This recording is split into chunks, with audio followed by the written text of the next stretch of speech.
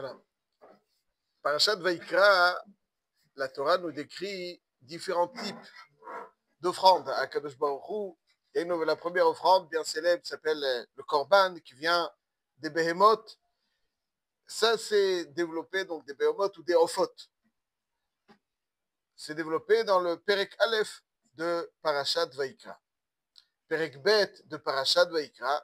ונפש כי תקריב קורבן מנחה לאדוני, סולת יהיה קורבנו, ויצק עליה שמן, ונתן אליה לבונה. On nous parle donc de la mincha. Mincha, c'est un korban qui est offert, une mincha, une offrande, un cadeau littéralement, offert donc à base de végétal.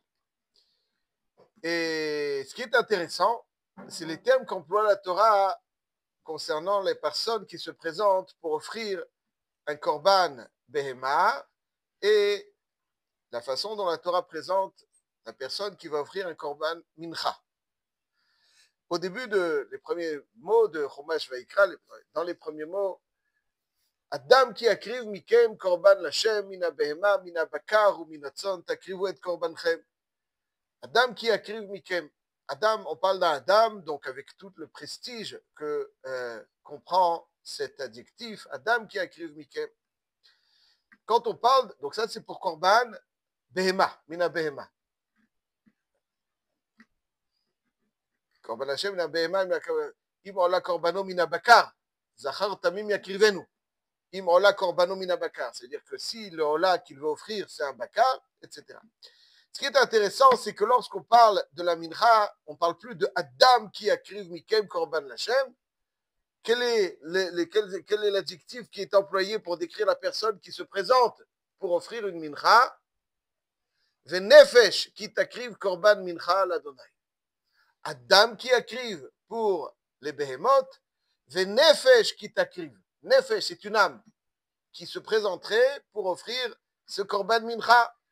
Il y a 5 types de mnachot qui sont décrits. Ce qui est intéressant, c'est que c'est les mêmes ingrédients.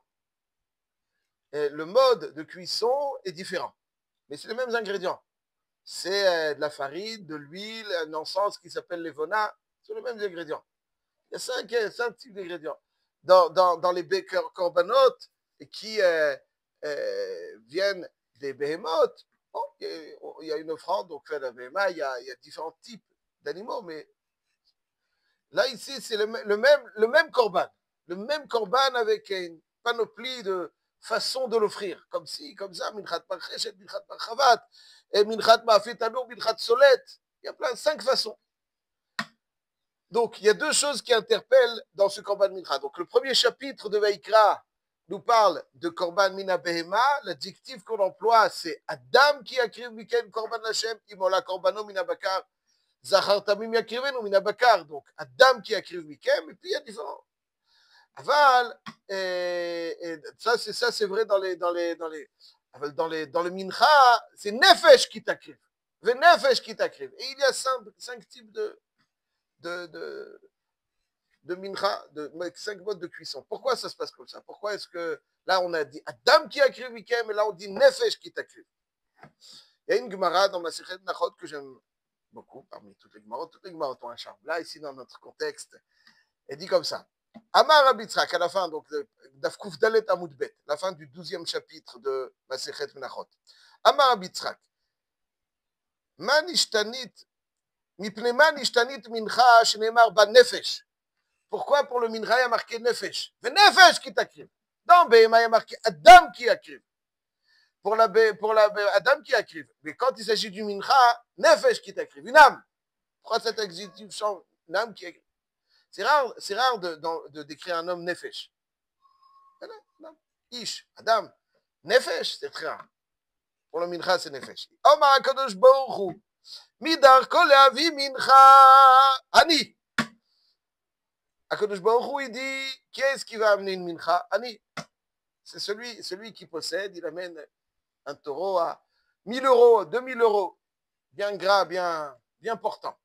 Celui qui est moins fortuné, il amène son sachet, il vient avec le sachet de la macolette, avec 1 kilo de farine dedans, il vient au Beth Amikdash.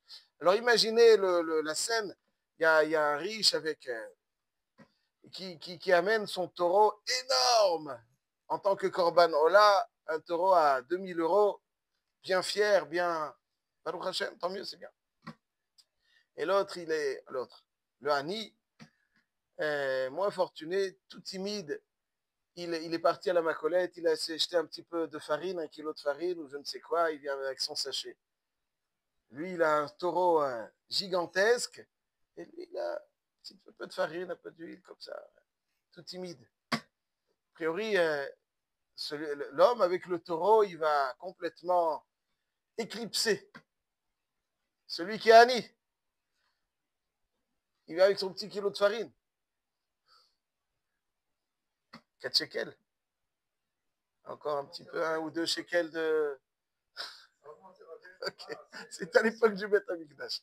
Alors, encore 2 shekels de ça et 3 shekels de ça. Ça racole, allez, on vous le donne, M. Cohen. 15 shekels, allez.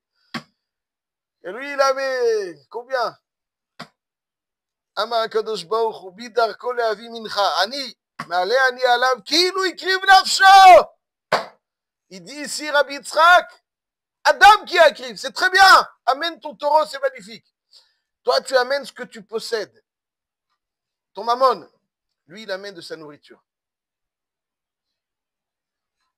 Nefesh, qui t'akriv, comme s'il avait offert ce qui le nourrit. Il offre Nefesh, il offre son âme. Il offre ce qui le nourrit. Nefesh qui t'akriv. Korban Mincha, il est plus, a priori, moins riche. Mais tout dépend de l'effort. Hachem, il ne voit pas la quantité de ce que l'on fait, la quantité de ce que l'on offre. Il voit l'effort qu'on fournit. Des fois, quelqu'un, il peut connaître le chasse, par exemple. Mais tu as grandi dedans, mon frère. Si tu ne connais pas le chasse, ce n'est pas normal. Si tu peux faire un beau développement, c'est normal. C'est normal, tu as grandi dedans.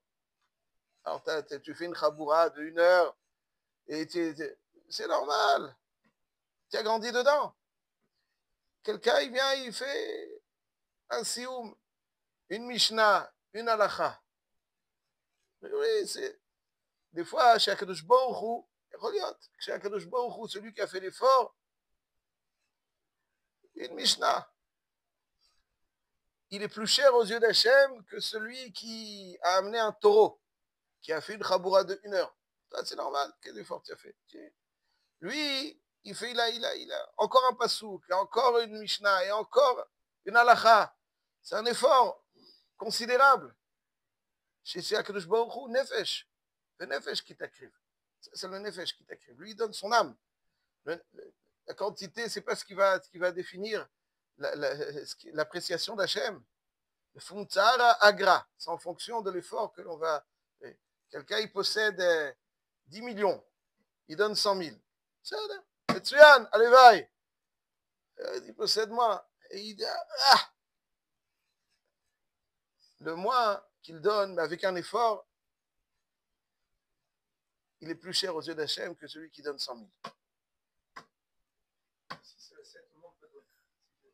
Le nefesh qui t'akrive, korban mincha. Nefesh qui t'akrive. Il faut faire un effort. Effort, c'est ça. Nefesh qui t'akrive. Keilou, il donne son nefesh. Poursuit Rabbi Yitzhak. Adam qui akrive. Alors c'est bien, attention, Adam qui akrive. Ah ben nefesh, il donne son âme. Un petit effort. J'ai envie, encore une fois, quelque chose. C'est quelqu'un qui a grandi dans la Torah, alors il vient au Beth Midrash, c'est normal. Où tu vas aller? Avec quelqu'un, il connaît d'autres choses et il fait un effort. Il aurait pu aller ailleurs, il aurait pu avoir. Il connaît, il sait. Il fait un effort. Il fait un effort. Lui, il est toute la journée au Beth Midrash et lui, il vient 1 demi-heure, 1 heure avec cet effort. Pour Akadosh Baruch Hu, nefesh qui t'akrive, nefesh. Donc le Hani, il apporte son kilo de farine. Aval, c'est un nefesh qui l'amène. Il aurait pu se nourrir, il aurait fait du pain. Lui, quoi, il n'a pas mangé un barbecue en plus. C'est bien, attention, hein, je viens pas être mes amis. Aval, alcool, pas c'est l'air. Lui, il vient nourrir, il le nourrit. L'autre, il ne va pas avoir faim, mais lui, il va donner ce qu'il le nourrit. Nefesh qui t'akrive. Amar Rabbi Yitzhak, poursuit l'Agmara. Toujours Rabbi Yitzhak. Man ishtanit mincha sheneemar ba chavisha minit tigun alalu. Donc dans mincha, il y a 5 types. Le même mincha. la même farine, cinq façons de la cuire. Pourquoi? Il y a un ingrédient, vas-y, choisis. Voilà. 5 façons, comme ci, comme ça, avec, comme Rachid dit, solet, marvat, marcheshet, chalot, rekikin, différents procédés de faire le mincha. Pourquoi tellement de modes de cuisson? Le même ingrédient. Il dit, Machal le melech basar vadam, shasalo avo seuda. Quelqu'un a invité un roi. Qu'est-ce qu'il va. Alors, et puis le melech, il sait qu'il n'est pas. Quoi, alors il va lui proposer. Arrête, quand on invite le roi, il y a plat numéro 1, plat numéro 2, plat numéro 3. Alors celui qui possède, il va lui offrir en entrée la salade verte, bien entendu. Ensuite, il va lui offrir le poisson, après ça, et après ça, après ça, après ça. Le melech, il vient chez quelqu'un, il l'invite, il lui dit, qu'est-ce qu'il va m'offrir? Quoi? Un morceau de pain? C'est pas pour lui, hein, il lui dit, voilà, je te donne 5 façons. Comme ça, il donne un petit peu comme ci, un petit peu comme ça. Les mêmes ingrédients. Comme ci, comme ça. Aseli min chamisha mine tigun, kede shehene mincha. Donc c'est pour ça que comme le mincha, donc Hachem lui donne 5 façons de le faire pour lui donner l'impression qu'il le gâte. Il le gâte, 5 façons. Toi, tu amènes une fois un par, une fois un aïl, une fois... Toi, tu sais donner. Ah, on a toujours le même. Non, je te donne plein de façons.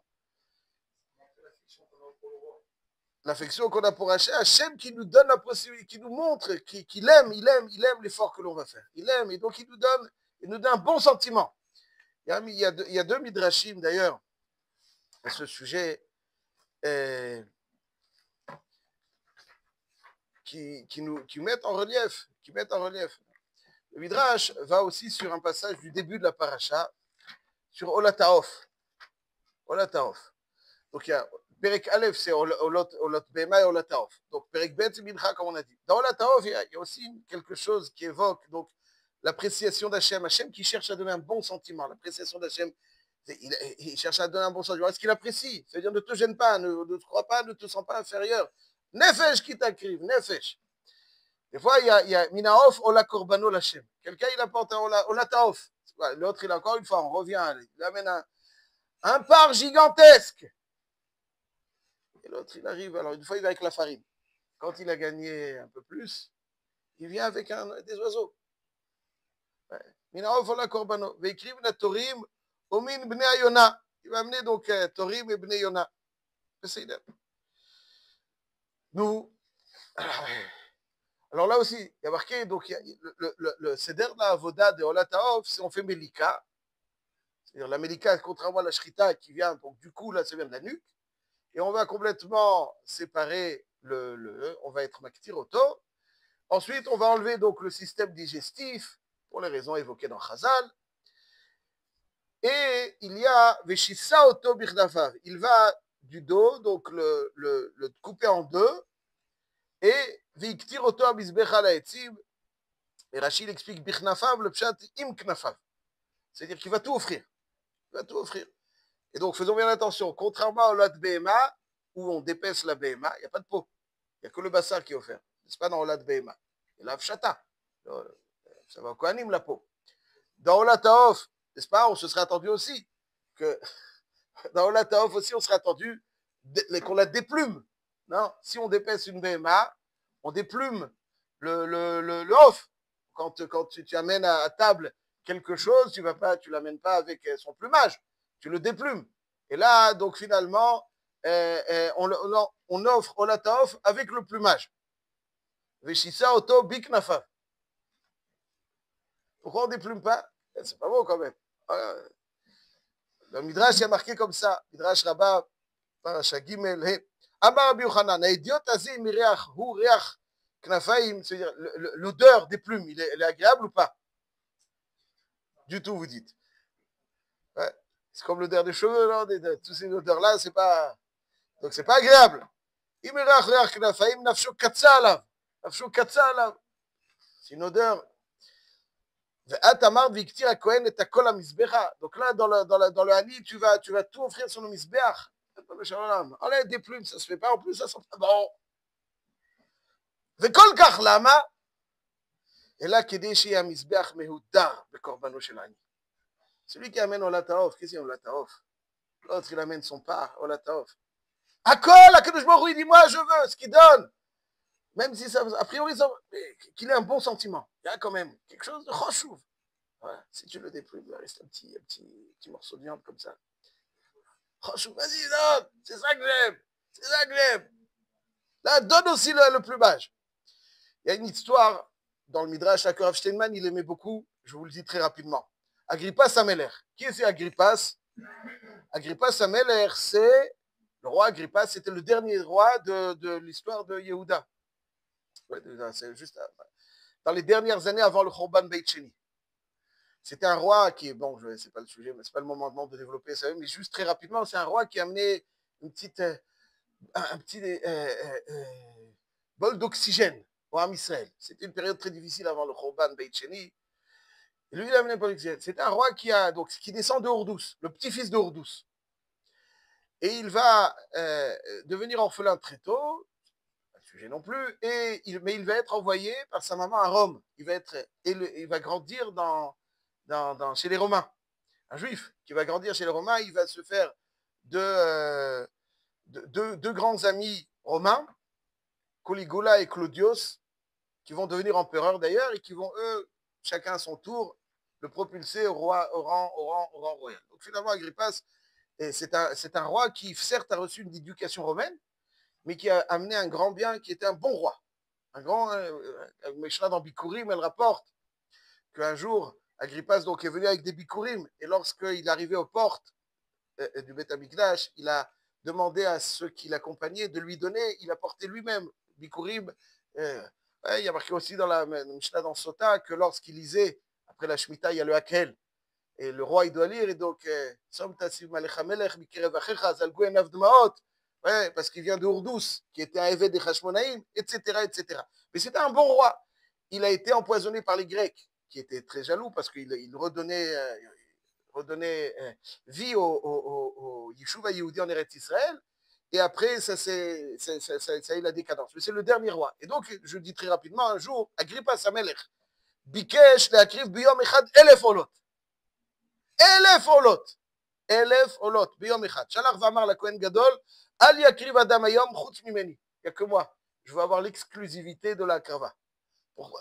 1000 olot, comme un après l'autre. 1000 olot. Ba'ani echad biyado shte torim. Il y en a un, il est venu le jour où Agrippas, il est venu avec shte torim. Amar la Kohen akrev et elou. Lui dit, s'il te plaît, voilà, mon korban à Hachem. Alors le Kohen lui dit, désolé, aujourd'hui, l'exclusivité, c'est Agrippas.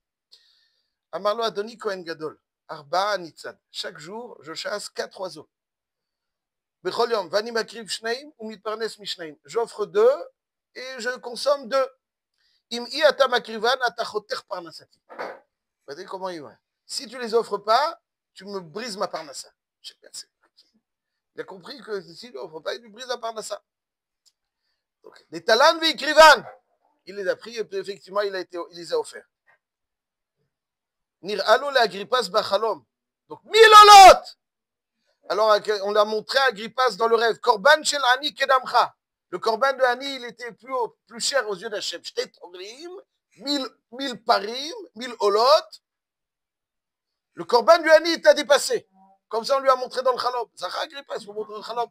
Shalach vamar la Kohen Gadol. Il dit, j'ai pas compris, je t'ai donné pour instruction de n'accepter strictement aucun autre korban que le mien. Qu'est-ce qui s'est passé? Amar lo Adoni Amelech. Ba'ani echad. Ubiyado shne torim. Il lui dit, voilà, il est venu, il m'a dit, akreveli et telou. Je lui ai dit non. Mais il m'a dit, tu me coupes pas parnassa. Monsieur le roi, sa majesté. Vous ne pensez pas que quelqu'un qui a le sentiment que je sois parnassa, je peux pas le laisser sans parnassa? Pour lui, sa parnassa, c'est offrir à Kadosh Baruch Hu. Alors, Marlo, il a fait Asita comme Maché Asita. Agrippas, il dit, il a fait Asita comme Maché Asita. Ça, c'est donc, c'est-à-dire Nefesh qui t'acrive. Nefesh qui t'acrive. Donc, si on a montré à Agrippas, mais 1000 olot. C'est bien, Aval. Tkoano shel Ani. Fumtsara Agra. Nefesh qui t'acrive. C'est ce qui est, c'est pas la quantité. Des fois, quelqu'un, il fait plein. Aval, c'est naturel pour lui. Il fait plein. Ah, c'est lui qui fait encore un effort. encore un effort, ça dépasse toutes les quantités. En qualité, ça, c'est Nefesh qui t'accueille.